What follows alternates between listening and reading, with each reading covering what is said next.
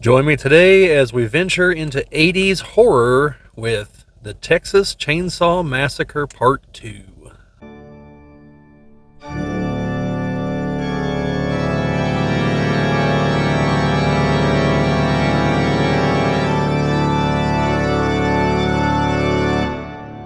This is the Geek Cabal channel. My name is Bobbie, and today we're going to be talking about the Texas Chainsaw Massacre Part 2.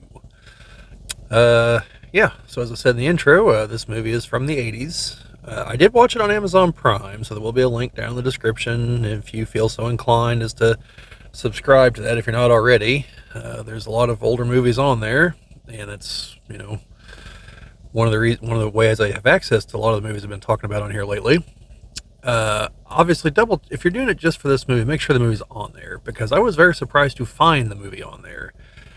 And I actually had to search for the full title. Just searching for the Texas Chainsaw Massacre brings up 9 other movies, because there's a lot of movies in the franchise at this point. I don't even know where the last 3 or 4 even fall in any kind of timeline, and I have not watched them. So, in fact, I think I've only watched 4 of the entries. The first one, the second one, the one with Matthew McConaughey and Renee Zellweger that was only released because they became popular actors, and then the remake from the early 2000s that had Arlie Ermy in it, and I think that's it. So having said that, I can compare it to some of those, but we're mainly going to stick with comparing it to the first movie, because it says a sequel. And the first movie is very much 100% in the horror genre. This movie kind of tries to straddle the line with a whole lot of dark humor. And it's a lot more colorful of a movie. And whereas in the first movie, there was a whole lot of... trying to think of the best way to explain it. A lot of what happens doesn't actually happen on screen. The movie's very good at making you think you saw things that you didn't actually see. And it knows just when to cut away and use sound effects and everything so that your brain fills in the rest. That's a big reason why the first movie is considered to be one of the pinnacle horror movies, because everyone's convinced that it's this horrific thing, yet most of what you think you saw you didn't actually see. So, interesting filming techniques involved there. The original was made by Tobe Hooper, who also directs this one. Also directed the movie Life Force, which we'll probably talk about at some point in the pretty near future. And I believe also directed the first Poltergeist movie. So, so the guy, pretty prolific, horrific director. So this one, like I said, is definitely more black comedy, and it's more colorful. Before I get much farther, I should definitely say, much like the first one, this is absolutely not a movie for kids. Now, I know that should probably go without saying for a lot of horror movies, but realistically, kids can handle a lot of them. This one, there are moments in it that it's bizarre. You've got characters that are just wildly sadistic and crazy, and so there's just moments that happen that would probably give kids nightmares. Okay, and it's not even the bits involving chainsaw killings. It's a bunch of the other stuff that happens in this movie. A lot of it's centered around a character named Chop Top, who I'll get to here shortly. It takes place, 12, 13 years, I think, after the original. And you have these assorted killings are still happening in Texas. If you've seen the first movie, you know that there's a girl that survives. And the voiceover at the beginning says that, the authorities found her. But when they went to try to find the farmhouse where everything supposedly happened, they couldn't find it or any traces of this, homicidal cannibal family. And so they're just kind of like, well, maybe she's telling the truth. We don't know what the hell happened to the people that were with her, though. We can't prove that they were killed in these violent ways, and there's no evidence. Then she went catatonic. And then there just been sporadic reports around Texas of similar killings, but again, no proof. So here we are in this movie, which is where we meet one of our characters, Dennis Hopper's character, who is he's a U.S. Marshal, I think, and he is obsessed with finding these people because one of the characters that got killed in the first movie is his nephew, I believe, and so he wants to find them and bring them to justice. And at this point, I think even when we first meet him, he doesn't mean take them to court. He means like he's going to be dishing out justice. So the movie opens with these two yahoos driving along, shooting at signs along the highway, and they call this radio station, and that's where our main character is. And the actress that plays her, I should have written this down. I believe it's Cynthia Williams. If I'm wrong about that, I'll have her real name up here somewhere. But I believe that's her name. I looked through her credits. I didn't really see anything else I have seen her in. There's a movie that's been floating around that I debated on watching that she's in. I didn't recognize her. Obviously, she'd be a couple, 3 decades older, and with blonde hair. But I, didn't recognize her. So I might watch that movie now. She's also in Texas Chainsaw Massacre 3. Yeah, I'm guessing by the description of her character, she's just a bit part somewhere in the movie. Not as the same character, I don't believe. So she is a radio station host. These two guys call in, and they're, talking about something that's happening there in Texas that weekend. And they can't disconnect, apparently, unless they hang up, which that's a gimmick for the movie, I'm sure, because I'm sure that a radio station has a way to disconnect a caller, because you could just call in and leave your phone off the hook, and that'd be that. So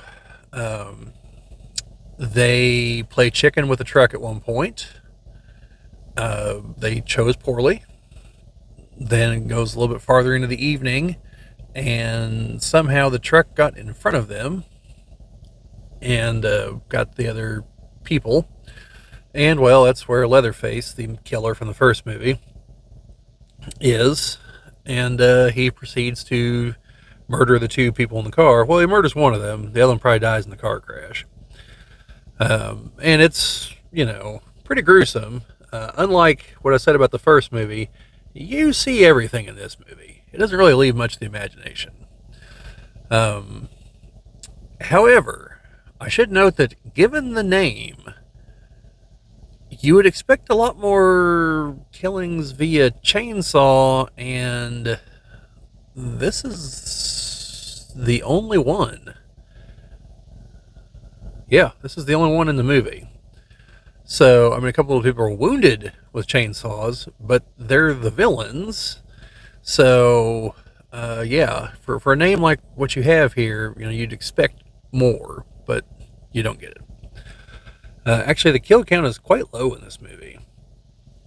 So, they're on the phone with the radio station, so they record the whole thing. And Dennis Hopper's character tries to convince the DJ to replay it, and he's doing this to use her as bait. He's not saying so, but that's what he's doing. Then he goes off and decides that to fight them, he needs chainsaws of his own. So he buys a fairly large chainsaw, then a couple smaller chainsaws that are kind of like 6-shooters strapped to his sides. And then, ludicrous, but, it's the way it works in horror movies. He's a marshal and could just bring a gun, but, this is about vengeance, not rationality. Then a couple of these guys show up at the radio station, and this is where we meet Chop Top, who is Leatherface's brother, who, via other conversations, I deduced that he was in Vietnam, and took a bullet to the skull that didn't kill him. Had a metal plate installed, kind of like right here. And so he's wearing a wig when we first see him. And I mentioned like just the general disturbing things, like that whole like 5 minute long conversation where he's there with the girl at the radio station. That is just like really disturbing.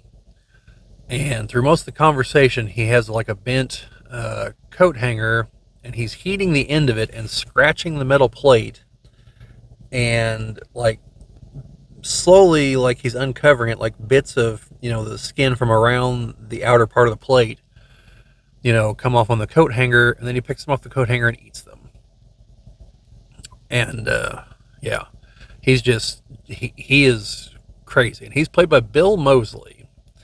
Now, Bill Moseley, for those of you who watch other horror movies but don't recognize the name, he is Otis, I believe, in House of a Thousand Corpses and the two sequels, the Rob Zombie movies.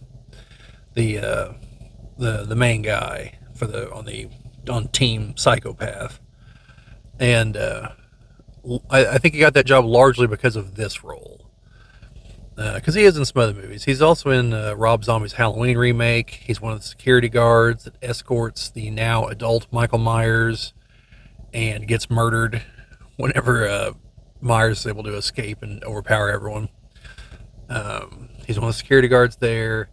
He is in the Grindhouse movies that Robert Rodriguez and Tarantino made.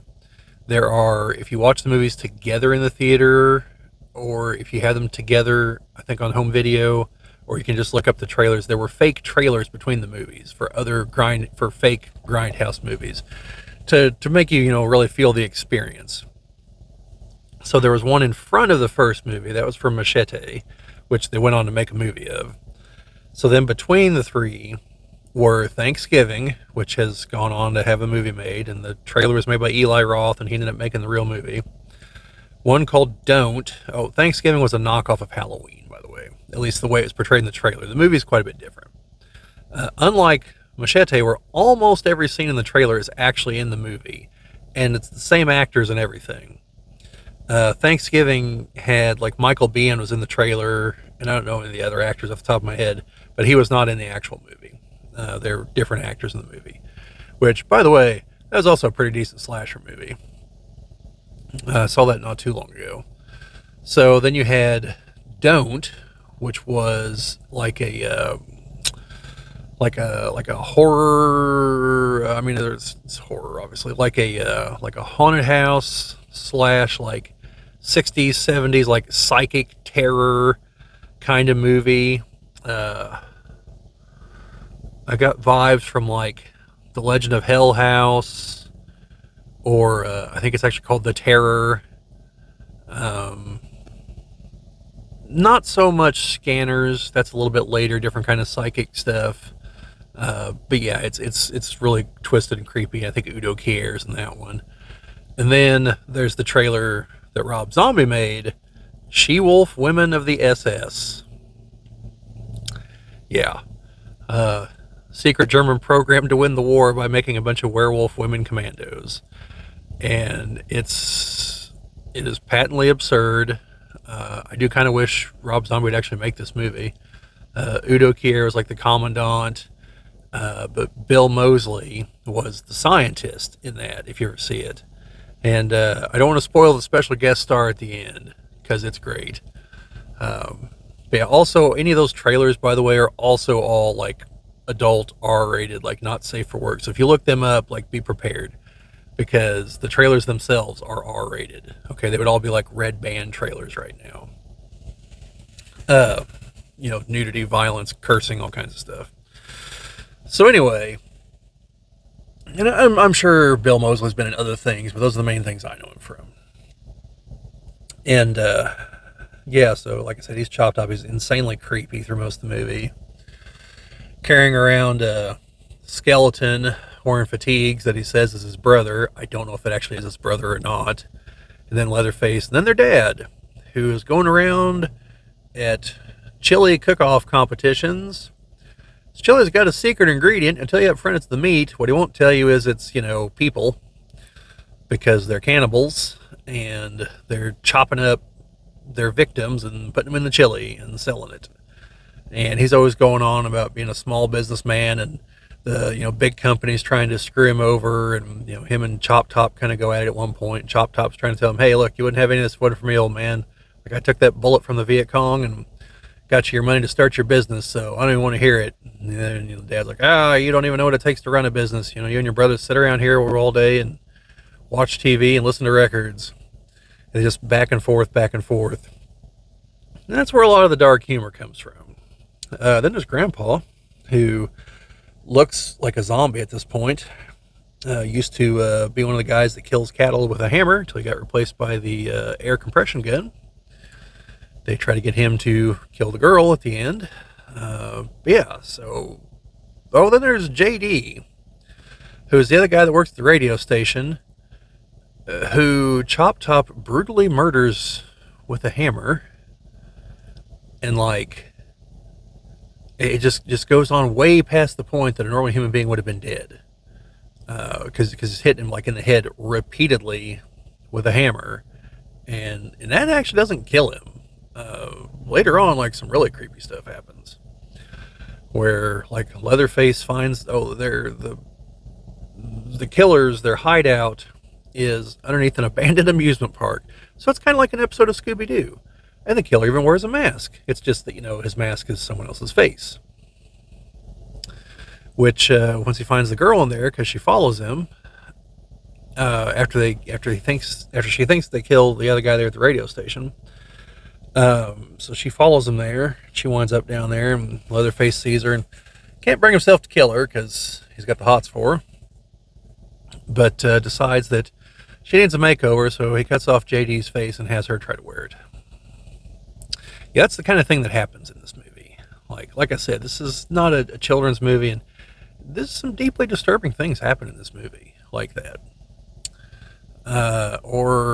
Towards the end, Dennis Hopper spends the last 30 minutes or so of the movie running around underground with his chainsaws, cutting the support beams that are holding everything up. And he's just yelling and yelling. He's like, I'm bringing it all down. I'm sending it all down to hell. I'm doing the Lord's work. And just all kinds of variations of that. I am as certain as one can be, for having not been there to witness it in person, that he is just blitzed out of his mind on cocaine through all this. And I don't mean his character. I mean Dennis Hopper, the actor, while filming. And, there's support for this. Not the least of which is, I believe there's an interview where he basically said before a certain year, which is in the early 2000s, that you can pretty well guarantee any movie he's in, he's flying on coke. So, and if you look at him at how he acts and everything, that's not really a surprise. So, yeah. So he's doing that. The girl, the rest of the family sees her. Whenever she's trapped in there, JD gets back up and then eventually realizes that his face is gone, and then finally falls over dead from shock or blood loss or something after he cuts her loose. And so she puts his face back on him in his cowboy hat and says her farewells. Then the Dennis Hopper shows up where they're trying to kill the girl.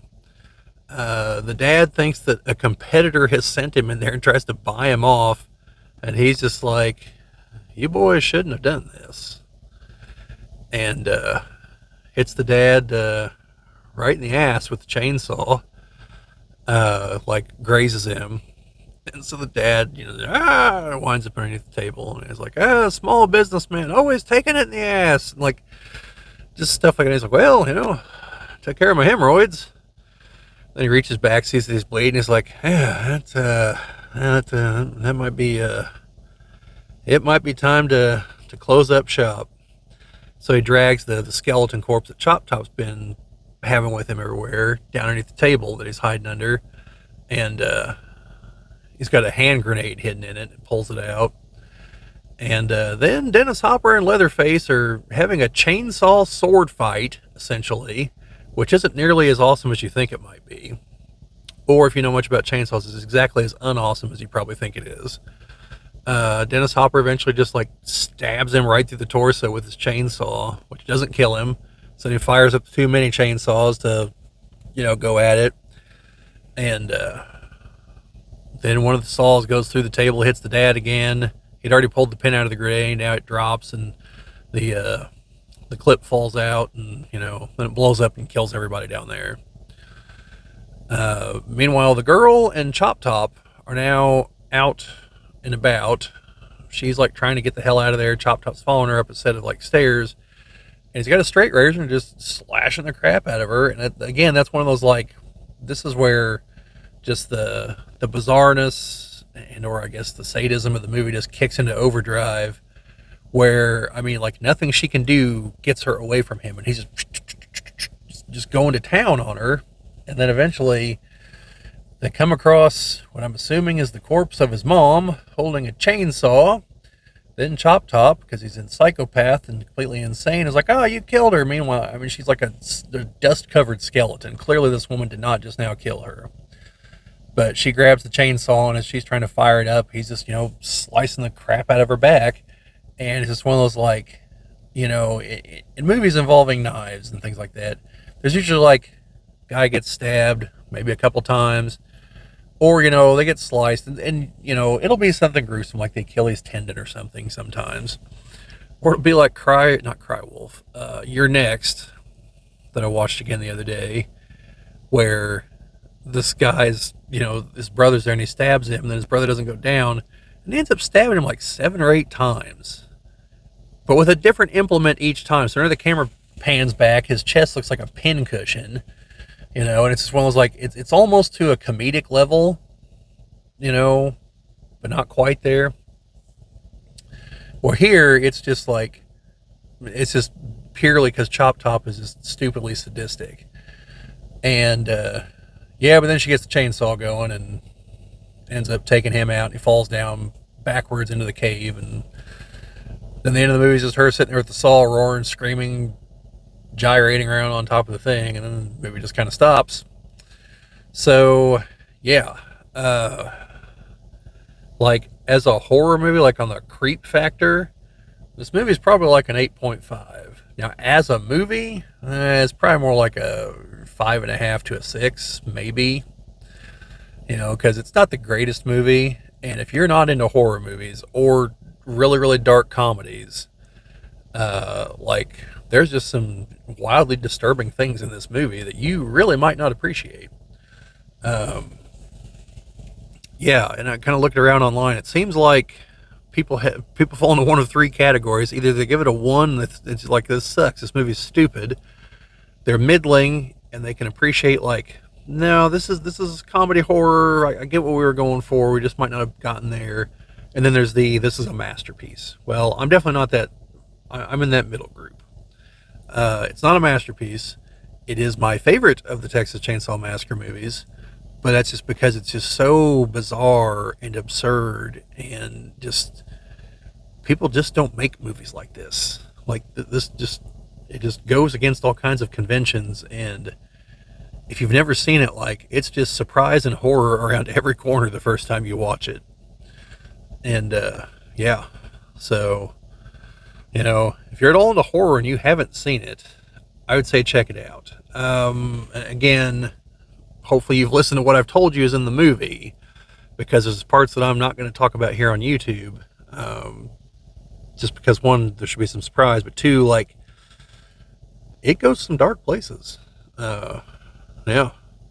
Now, I don't know that you have to watch the first one to appreciate this one. I think it can stand on its own, but to understand, like, the transition from the first one, which was pure horror, and just people just had not seen anything like that whenever it came out, and just haven't seen a whole lot like it since.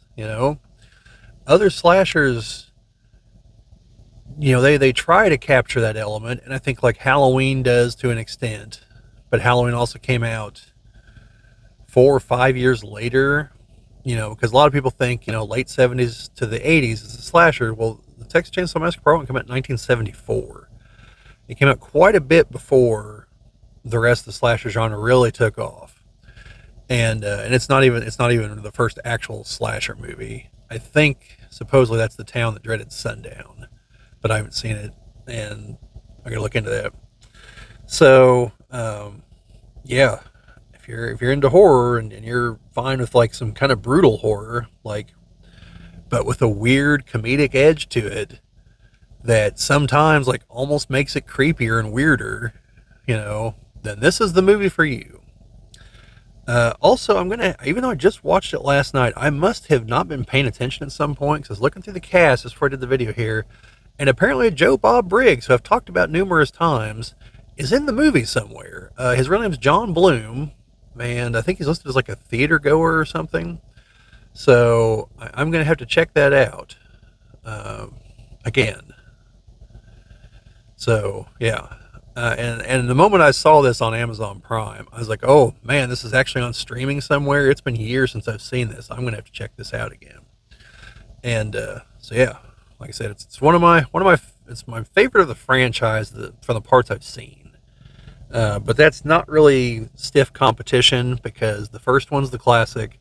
Then there's this one. Then the other one with Matthew McConaughey and Renee Zellweger is not a good movie.